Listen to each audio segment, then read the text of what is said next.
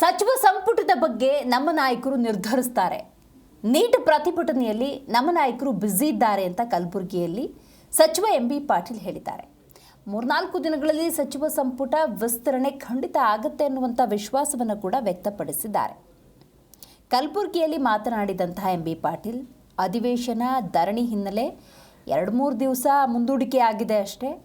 ಸಚಿವ ಸಂಪುಟದಲ್ಲಿ ಹೊಸಬರಿಗೆ, ಯುವಕರಿಗೆ ಆದ್ಯತೆ ಖಂಡಿತ ಲಭ್ಯವಾಗಲಿದೆ ಅನ್ನುವಂಥ ವಿಶ್ವಾಸವನ್ನು ವ್ಯಕ್ತಪಡಿಸಿದ್ದಾರೆ. ನಾಯಕರಾದಂಥ ರಾಹುಲ್ ಗಾಂಧಿ ಅವರು, ಸೋನಿಯಾ ಗಾಂಧಿ ಅವರು, ವೇಣುಗೋಪಾಲ್ ಅವರು, ಸುರ್ಜೇವಾಲಾ ಅವರು ಎಲ್ಲರೂ ಕೂಡ ಈ ಲೋಕಸಭಾ ಅಧಿವೇಶನ ನಡೀತಾ ಇದೆ ಮತ್ತು ಎಲ್ಲ ಪ್ರತಿಭಟನೆ ನಿನ್ನೆನೂ ಕೂಡ ಅವ್ರನ್ನೆಲ್ಲರನ್ನೂ ಕೂಡ ಬಲವಂತವಾಗಿ ದಿವಸ ಪ್ರತಿಭಟನೆ ಸಂದರ್ಭದಲ್ಲಿ ಅವ್ರನ್ನ ಎಲ್ಲ ಎಳ್ಕೊಂಡು ಹೋಗಿ ಇದು ಮಾಡಿದ್ದನ್ನು ಕೂಡ ದೌರ್ಜನ್ಯವನ್ನು ನೋಡಿದ್ರಿ. ಪ್ರಜಾಪ್ರಭುತ್ವದ ಕಗ್ಗೋಲೆ ಹೊತ್ತು ದಿವಸ ನಿನ್ನೆನೂ ಕೂಡ ಆಗಿದೆ. ಹೀಗಾಗಿ ಅವರೆಲ್ಲ ಇದರಲ್ಲಿ ಬ್ಯುಸಿ ಇದ್ದಾರೆ. ಅದಕ್ಕೆ ಅದು ಪ್ರಯಾರಿಟಿ ಲೋಕಸಭೆ ನಡೆದಾಗ. ಬಹುಶಃ 2-3 ದಿವಸದಲ್ಲಿ ಬಹುಶಃ ವೀಕೆಂಡ್ ಏನಿರ್ತದಲ್ಲ ಬಹುಶಃ ನೆಕ್ಸ್ಟ್ ಶನಿವಾರ ಈ ಥರ